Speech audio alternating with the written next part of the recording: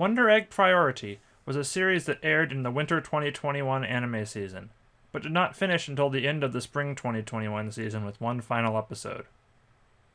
The biggest question I had going into Wonder Egg Priority was what the title even meant. All I knew about it was that it was an anime original series.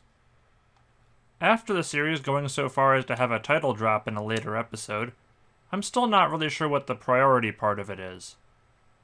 The Wonder Eggs, though, are immediately obvious. They're like Kinder Eggs, but instead of small toys inside, they contain nightmares about abuse. The series overall is interesting.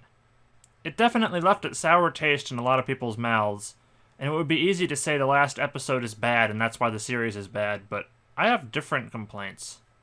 The last episode is bad, but that's not why I don't love the series. I'll start with the positive outlook I had starting the series and get more critical as the review goes on, I guess. 6 out of 10? Sure, sounds about right. There's my review. And to tell you why it isn't great, I need to talk about the story, and that means spoilers from here on out. Also, Wonder Egg Priority frequently talks about suicide and many awful things that can lead to suicide. If you don't want to hear about those things, Wonder Egg Priority is not the show for you. Spoilers and content warning over, roll intro. I wrote a lot of scripts, but I don't have time to edit them all, so here's a podcast. It's also time to stop good editing. I realized while writing this that I would never get this review out if I actually had edited footage for the entire runtime. There's still some footage in this review for relevant points, like when I'm talking about the actual animation quality, but this review will have a bit more single static image on the screen than my other videos. Now, let's start this on a positive note so you get a sense of why anyone cared about this series in the first place, before I tell you about its flaws. Animation. The animation is good. This was the biggest surprise for me, as the series setup does not generally lend itself to comic exaggeration. But that's what makes animation as a whole good. You can have extreme exaggeration in a serious show. There's some great facial expressions and exaggerated motion here. The fight scenes are also frequently very impressive, with some great sakuga. Overcome obstacles with cool animation cuts. Animators clearly cared a lot about this show. Even the backgrounds are standout, at least in the real-life scenes. Many locations seem like they are direct recreations of places the artists were familiar with even small details like consistent dates on calendars, or just small little bits of shine off of curved pipes supporting a bench. Make every shot well worth looking at. Very impressive how good the show looks. The opening. The opening theme has all the good things about the animation and more. I love the real photography that is part of the OP. You see stuff like this in ending themes a lot, but I've never seen it in an OP before. The song and the imagery are really good and, more importantly, intriguing. Most of the OP is hyper-focused on very small things Ai is doing, and it sets it apart from the generic, all the cast doing things intro it could have been. Thematically, small things matter a lot in this story. Sometimes all you need is a small push to change your outlook. As I said, the music's great too. So many OPs are bombastic, and Wonder Egg is mellow and restrained. I would describe it as hopeful.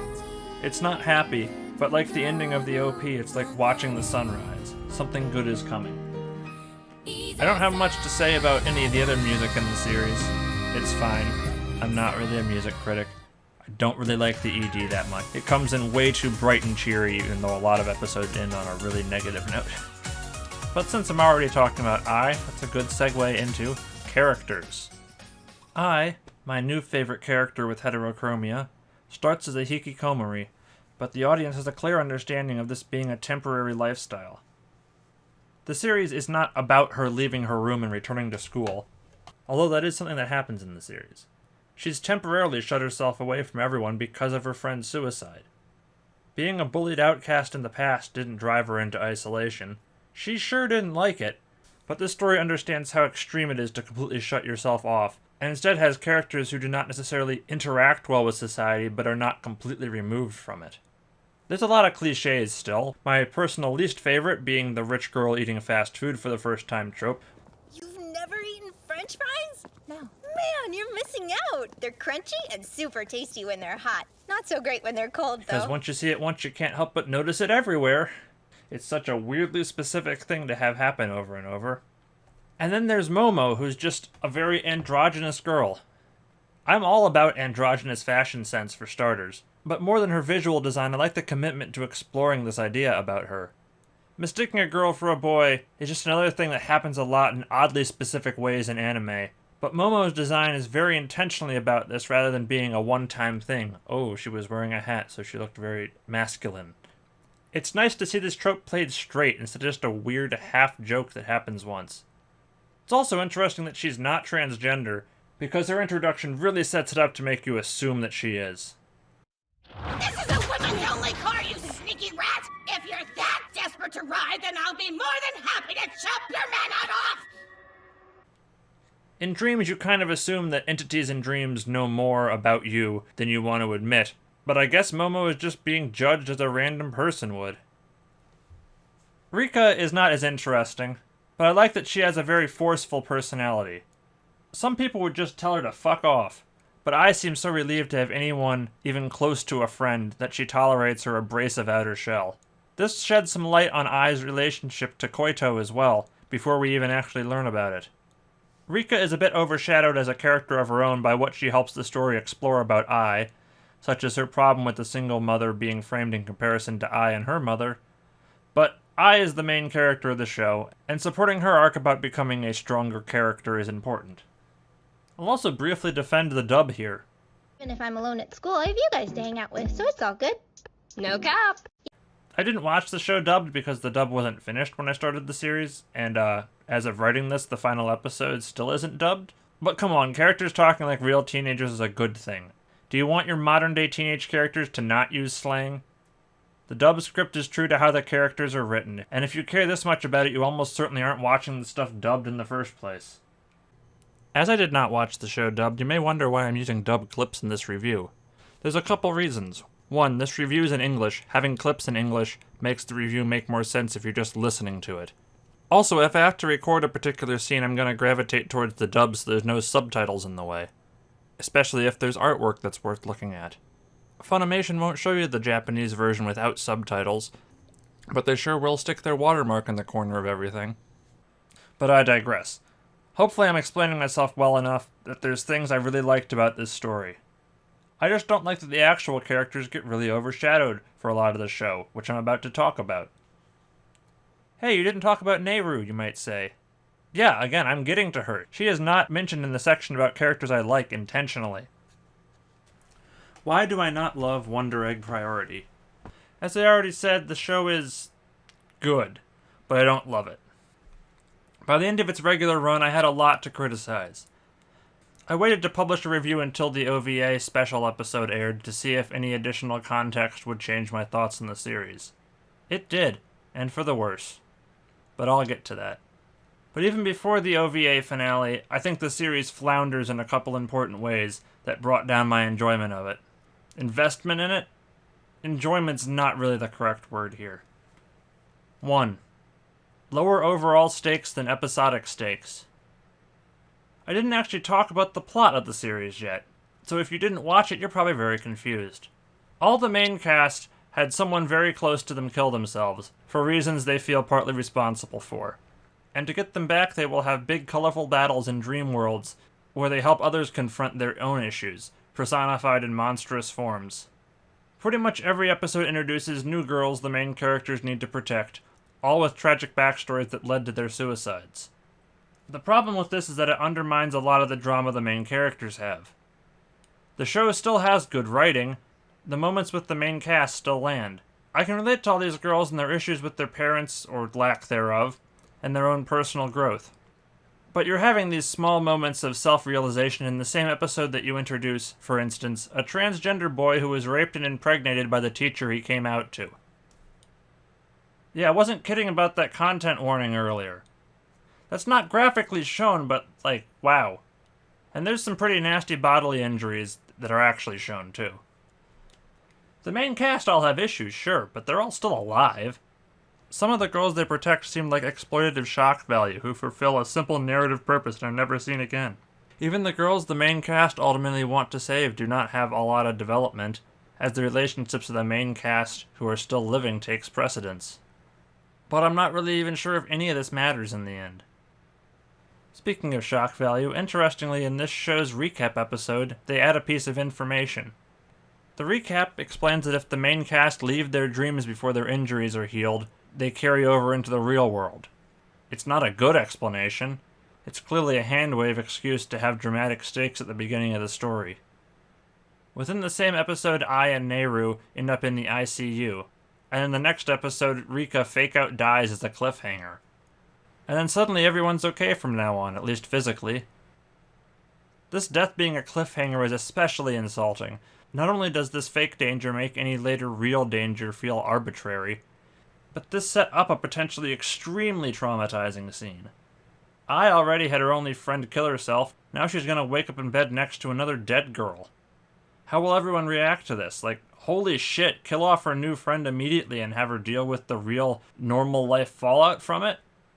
No, of course it doesn't happen, it's just a fake-out death. This really did not need to happen at all. Does any of this matter?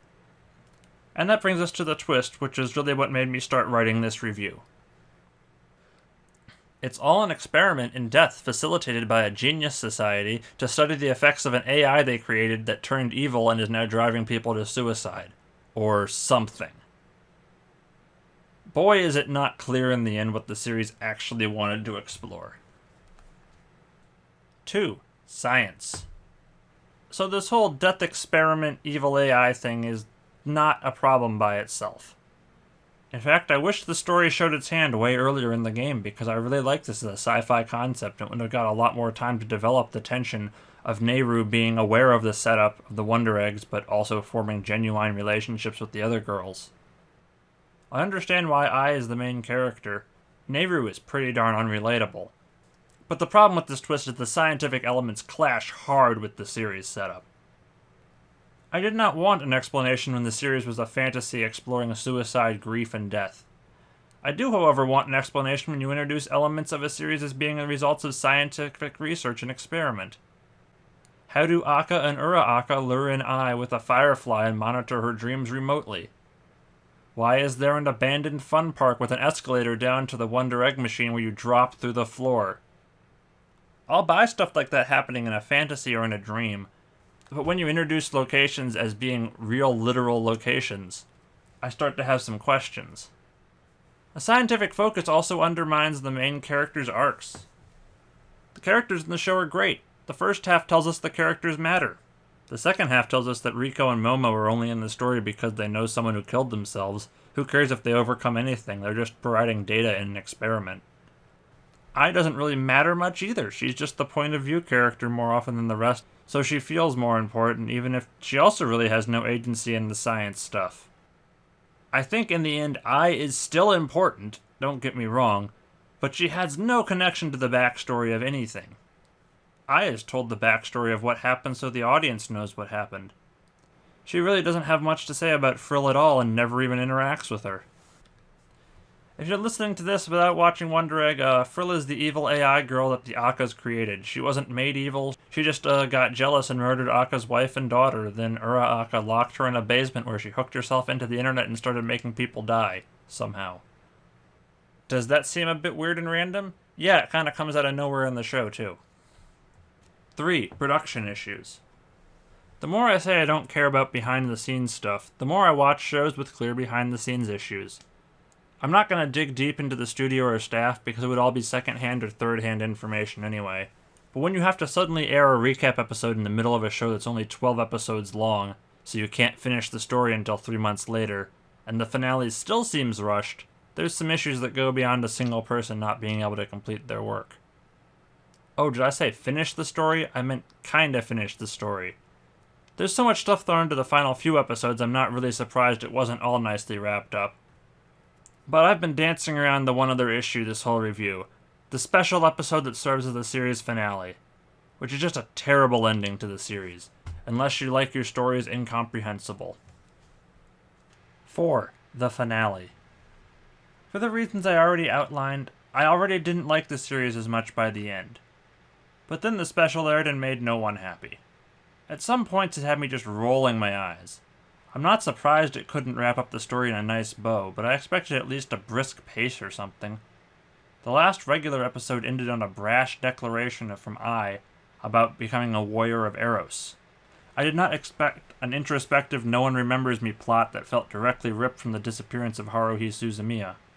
Except that movie has nearly 3 hours to work with instead of 25 minutes, and actually has a satisfying conclusion despite not even being the actual end of the series.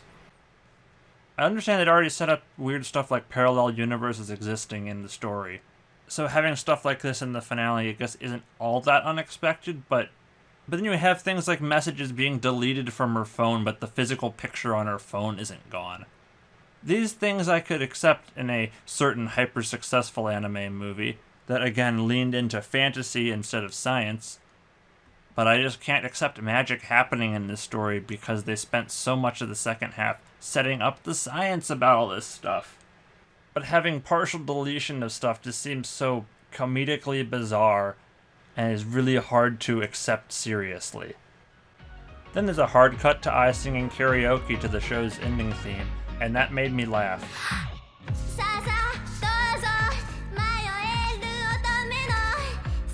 This scene's not good or bad or anything, we're just so unexpectedly silly, and marks a dramatic shift from taking way too long for the first half of the finale to just throwing everything under the bus at the end. So we find out that Nehru is an artificial robot copy of her sister that met Frill in her final egg dream. Ai switches schools. Ai gets a phone call from Nairu that she doesn't answer, then comes back to buy more eggs to find Nairu. Series over. I feel so satisfied, I have no words. Until the last few minutes I thought I'd get some conclusion about something in the story. Instead it's a mess of nothing. It's really a worse ending than if the special never existed, at least ending with Ai saying she wants to break a cycle is an end to a character arc. I understand at that point that Koito wasn't even much of a real friend, but even as a fake friend, Koito's presence saved Ai's life. Wouldn't it make sense that she's learned something over the series about how sometimes people might ruin their lives with no one to turn to, like, Nehru calling her at the end, and Ai answers and listens to her and that helps resolve things?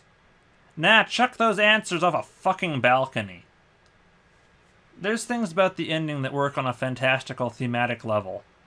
The four main girls were brought together for a common purpose and then quickly grow apart and move on in life. But what about all that science stuff in the second half that we spent time on? Especially what about Nehru being artificial? I accepted the fantasy parts of this story. You can't just not pay off anything you set up in the second half. Remember Frill, the evil AI? She has about 15 seconds of relevance in the special. Did you think that as a newly declared warrior of Eros, I would have a big fight with Frill and her creepy butterfly head angels of death? No, why would that happen in a series that's had a bunch of cool-looking fights? There's no fighting in the finale. So my biggest question out of all this with Wonder Egg Priority is, did they just not have a real end to the plot? With rush production, you usually see bad animation or editing. Whereas if I didn't know better, I'd say Wonder Egg Priority was bad writing dragging down the series. All the problems I have with the show are the story, also known as the part that gets written first, well before usual production crunches. And that's about all I have to say for this review. I'd started writing this before the finale even aired because there was a lot of time to write it with the 3-month gap, and unfortunately the finale never answered any of my main complaints about why is there this combination of science fiction and fantasy and what's its point.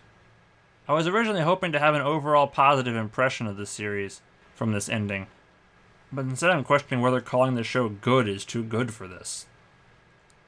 Wonder Egg Priority. I wonder if I would have liked it better if the production had their priorities straight. Egg.